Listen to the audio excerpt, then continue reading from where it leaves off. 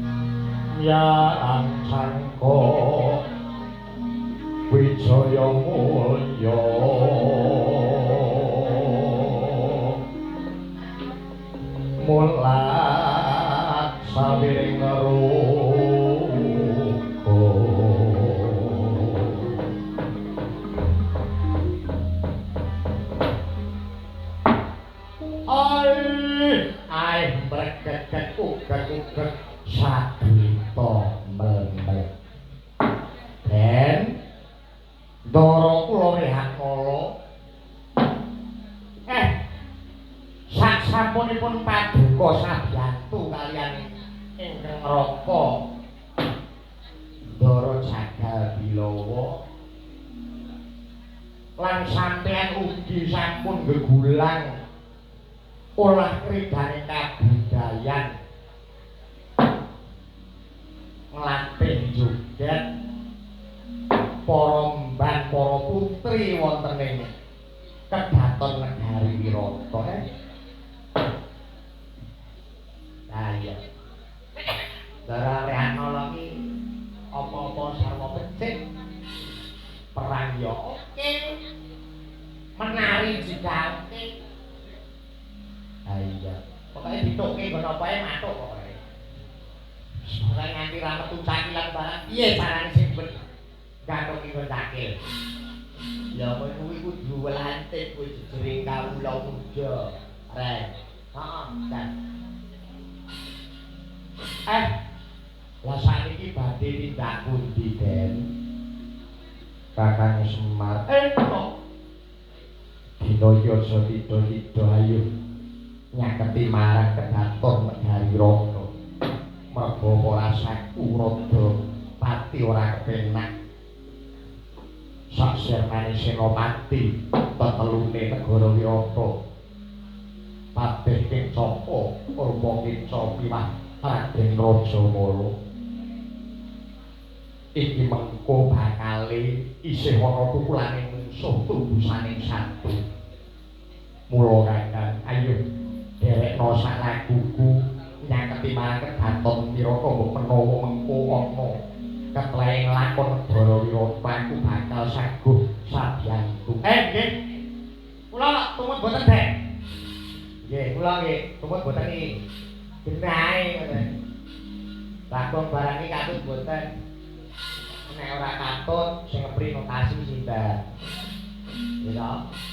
Nggih, ngono kake ketuk-ketuk wis. Pokoke aku jowo dapuk kendang, aku kok dapuk kendang pilih ra angkat. Iya.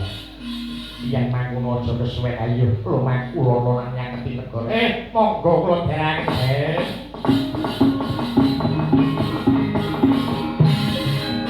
Yang paling kalang ada pangsawan. Oh,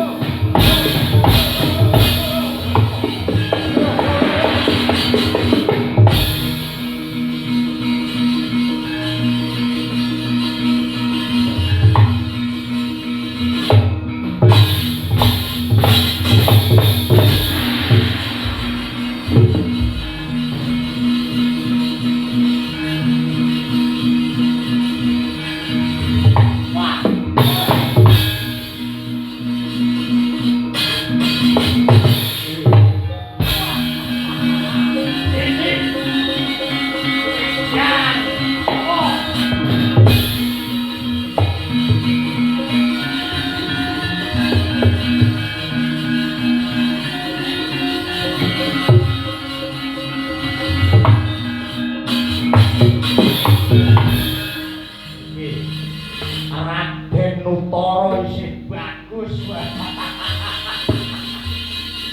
Ayo kowe kena takluk ning ngarepku apa? Kowe tungkula ning ngarepku.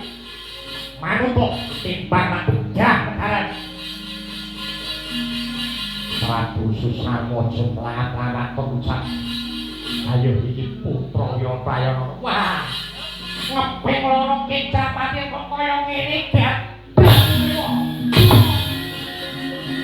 Hei! Ah!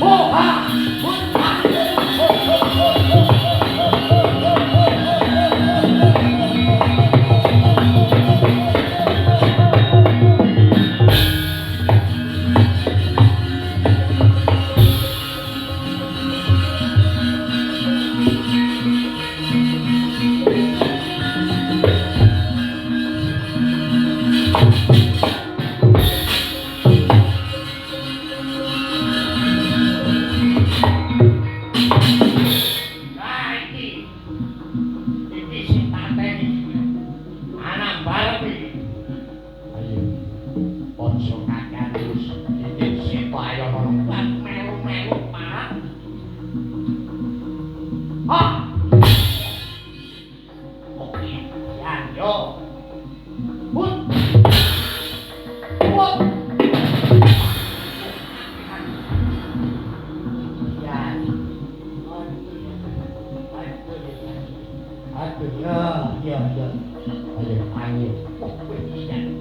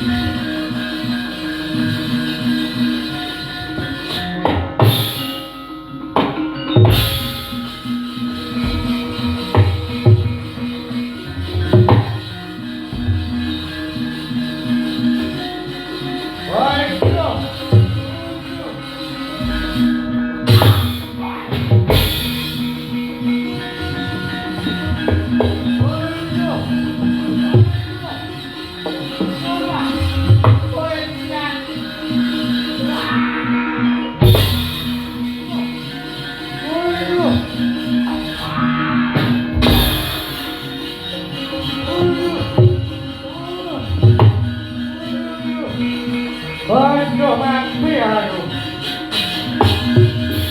Aduh. Mati tenan aku, mati tenan aku. Ayo. Kowe aja sumpah kepanggor karo Joko Balowo. Ora dawa umurmu. Aduh. Mati.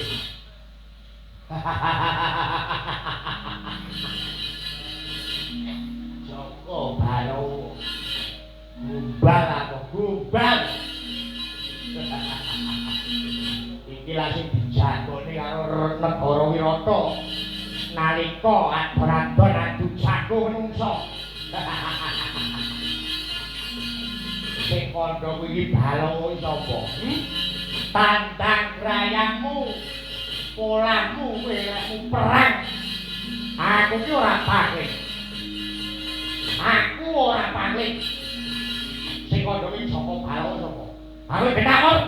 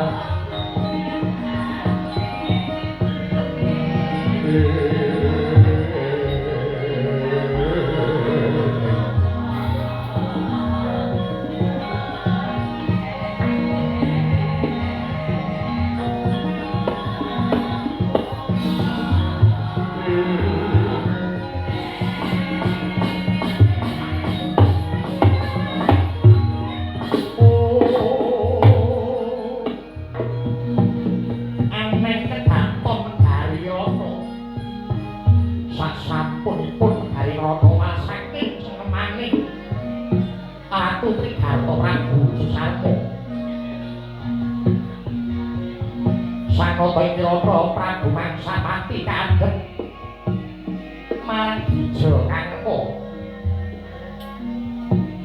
mangkono aturira Sanata ing Wirata Panduk mandija kangko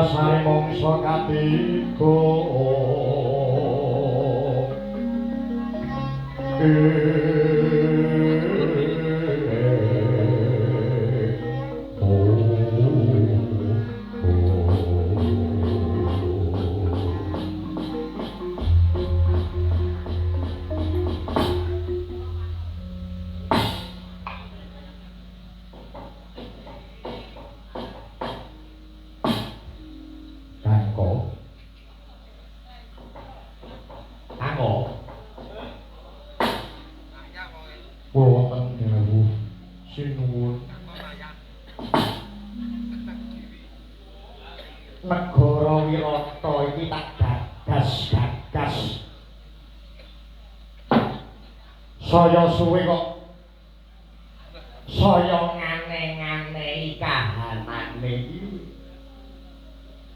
kepiye sebut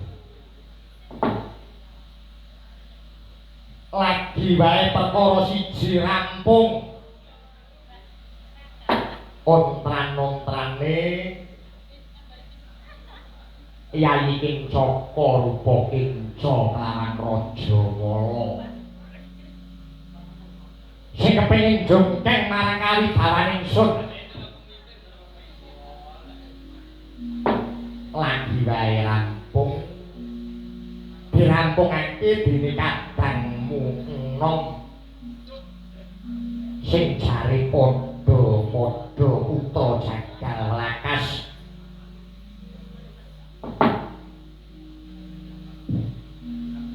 ning tinemune bareng perkarane rampung ana perkara siji maneh apa ya pancen kudu mengkene negara Wirata ki ora pancen kudu iki to aku ki jejere Narendra ya ora kurang-kurang nggonku ngayomi para kawula ning negara Wirata ya ora kurang-kurang lekku menggalihke para kawula ning Praja Wirata kene oh kakak kowe aja ada karo aku ya nggih sinuwun kula namung tansah sedika derek menapa ingkang terus kersa duka sing pokoke aku iki turut ana aku padha ngene ya ngene kan padha ngono ya ngono pokoke wonten nggih Bapak ngono wae ora satok pancai dawuhku aku sedo nggih Bapak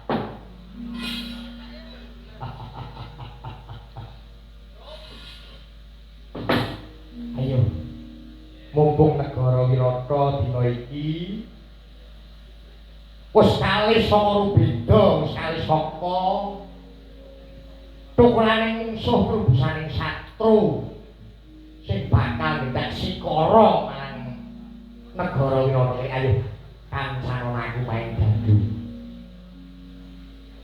men aku ki lega mung nandhake rasa senengku ya merga saka putra-putra Wirata sing gadang-gadang Seta Utara lan Sapa aja nek bocah telu kuwi kira-kira Wirata slamet ngono iki wong sing tak ndelke ya mung Seta iki apa-apa cumawis lagi nyimpik wayang ngono wis teko sik dhewe nggih ayo apa meneh Utara iki gawanane notasi ning ndi Prasangka kuwi lho sing gawene pamit apa-apa izin mbok yo ngerteni kancane ngono kok piye inggih Bapak aja kaki-kaki ae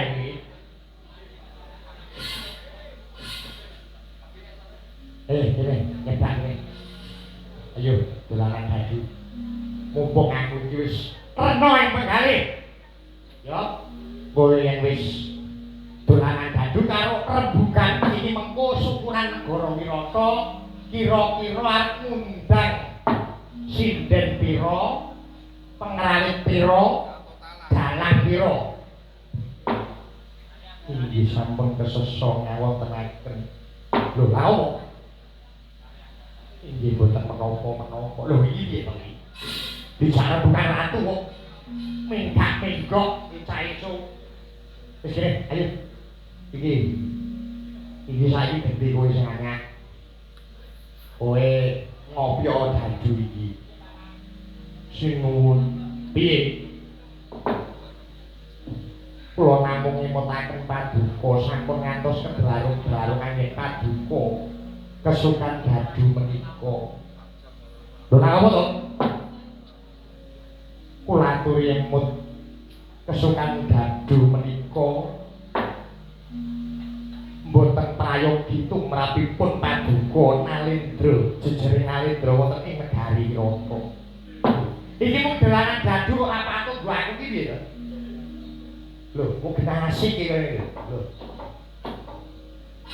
lho ada metune gedhe ngono wah jan agar metune gedhe ngono senenge rasane atiku kan ampun sinuwun lha opo menika sak menika dolanan dadu menika sampun dipun larang kaliyan negara lan agami lho lah kok kowe ngeleke aku iki wong aku iki ratune ingsun iki ratune aja ngeleke inggih kula namung dapur ngemotaken iki namun menapa paduka sinuwun kekilapan dumateng lelapanipun para Pandhawa ingkang kebelarung-belarung anggenipun sesukan dadu ngantos nglampahi dados tiyang bucalan laminipun 12 warsa wonten ing alas Kamyaka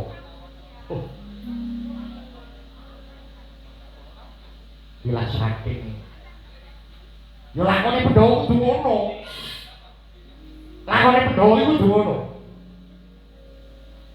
lakone Pandhawa iku kudu ngono ning aku yo kowe kok malah ngene kutuku Pandhawa kutuku Pandhawa iki ora bisa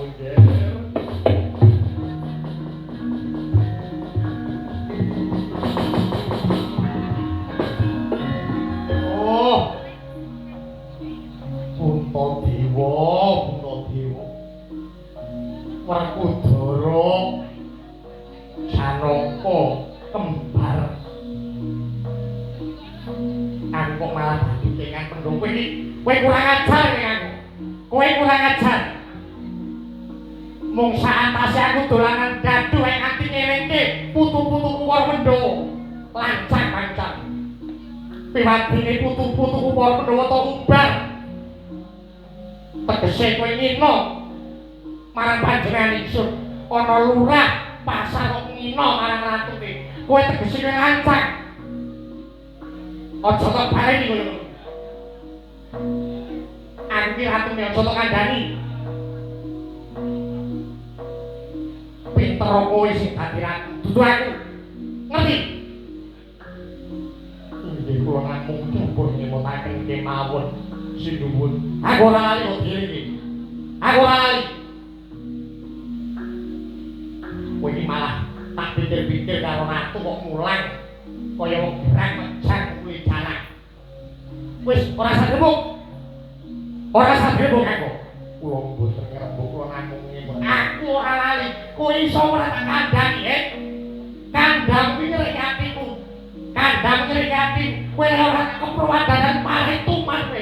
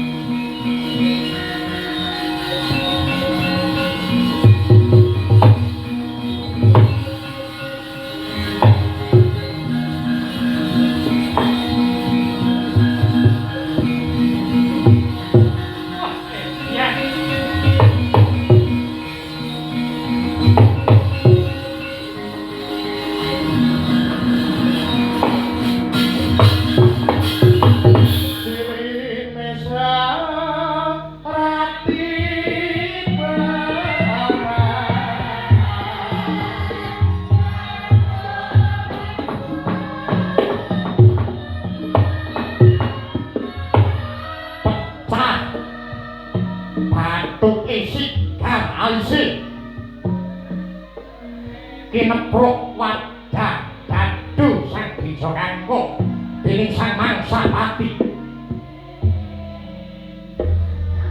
Tanggap sang Ningen Salindri nyandak bokor kencana hangat daerah ingkang mijil saking saliranira sang bija kanggo mangkono kalih sang Mangsapati.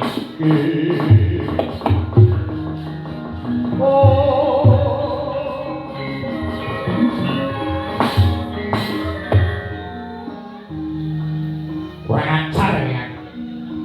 Yen ora tak keneki tuman.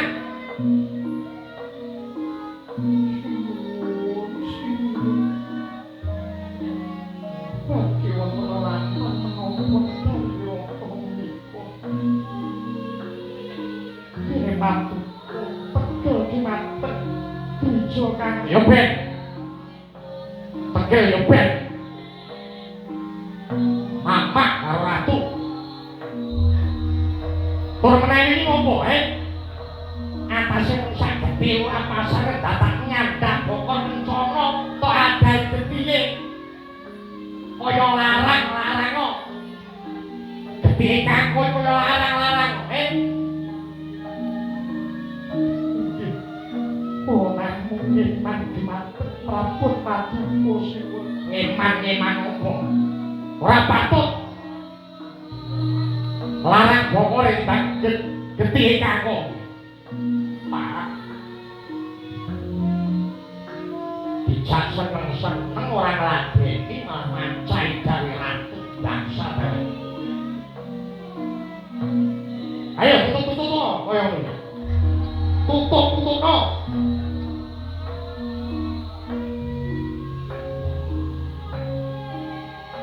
Kakung. Kakung kuwi nek opo? Kakung kuwi nek opo? Kakung.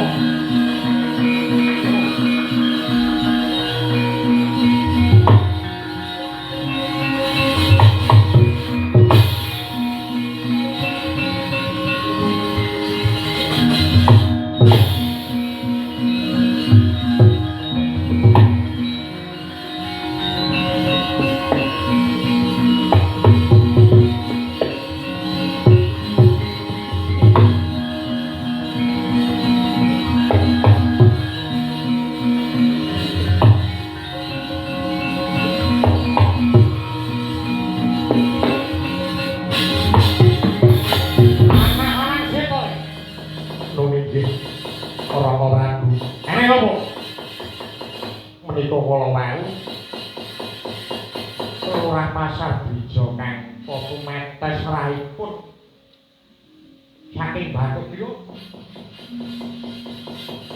Bapak Purwadan Gaduh lancang wani mancai gawe aturan nuruti karepanku. Romo ngaturi ketimasan Romo.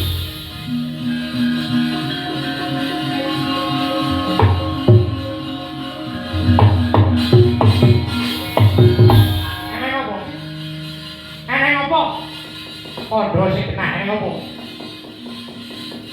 Ngaturi ketiwasan. Dwija kang kalurah pasar kala wau yektinipun para wayah Pendhawa. Piye? Menika para wayah Pendhawa. Kamu Pendhawa sing urip? Inggih. Sasampunipun anglampahi dados tiyang bucalan wonten ing alas Kanyaka. Laminipun kalih welas marsa kalingguhan setunggal warsa singitan. Dedelikan sampun ngantos kadenangan dening para Kurawa. Lah temanipun para wayah Pandhawa mapan wonten ing negari Wirata Rama.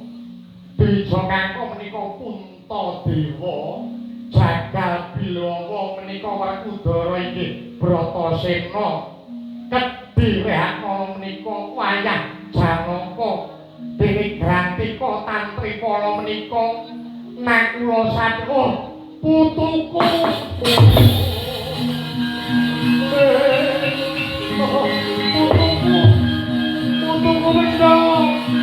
benda wis putuku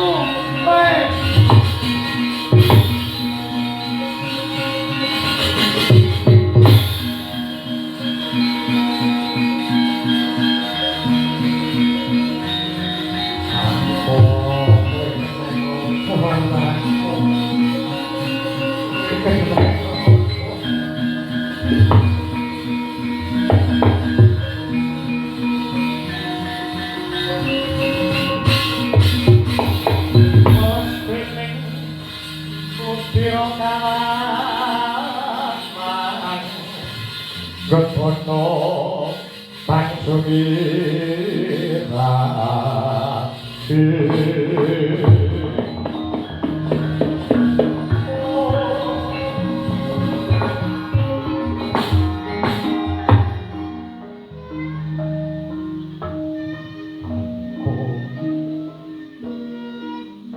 kowe keneng ngopo bathukmu metu gedhe dikeprok wadah gaduh lawan sinuwune Wirata keparat Ratu Wurantata Ratu Wurantata Ratu Raginah marane Gusti Byatu Mayaya ngerti ngono negara Wirata bebejah wae. Yayi aja kaya mangkono. Aja kaya mangkono piye? Kowe jejering jiwa satriya Nadyanta. Kowe sesingitan minangka janggal nanging kowe kudu labuh karo negara sing wis nguripi kowe. Ora idem. Ratu te ora gugu, ratu te ora ngerti kahanan. Bapak aku baru Bapak aku salawase urip ora tau netes kelo aku ora wedi karo sapa bae ning bareng aku weruh pasuryanku sekebak gepit kaya pairis rasaku. Kowe kakak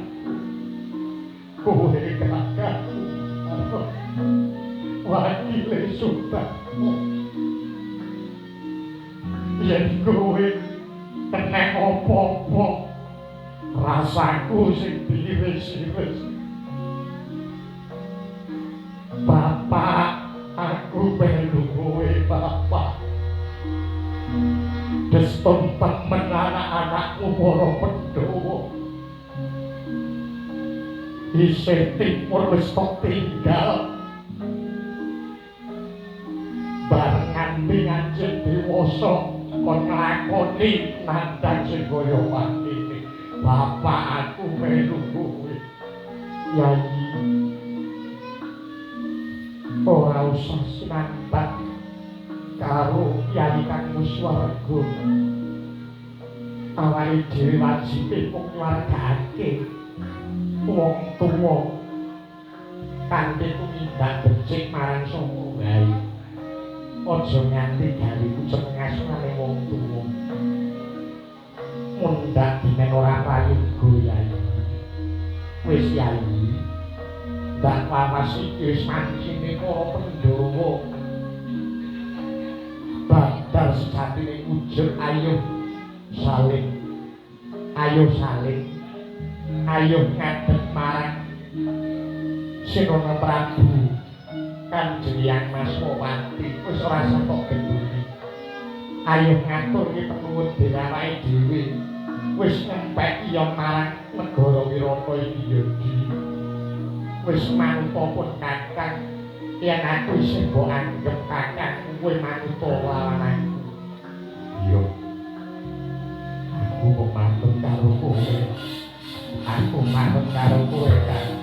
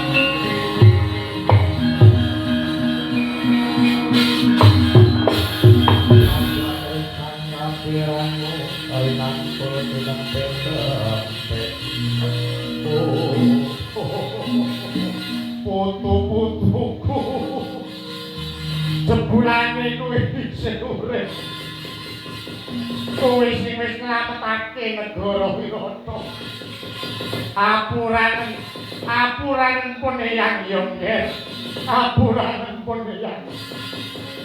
Wong tua-tua tuas ya aku iki. Wis, ayo putuku tak kanthi mancing takon Wirata ayo. Ayo seneng-seneng ayo putuku Pandhawa ayo tak jak mlebu ya. Ayo kene.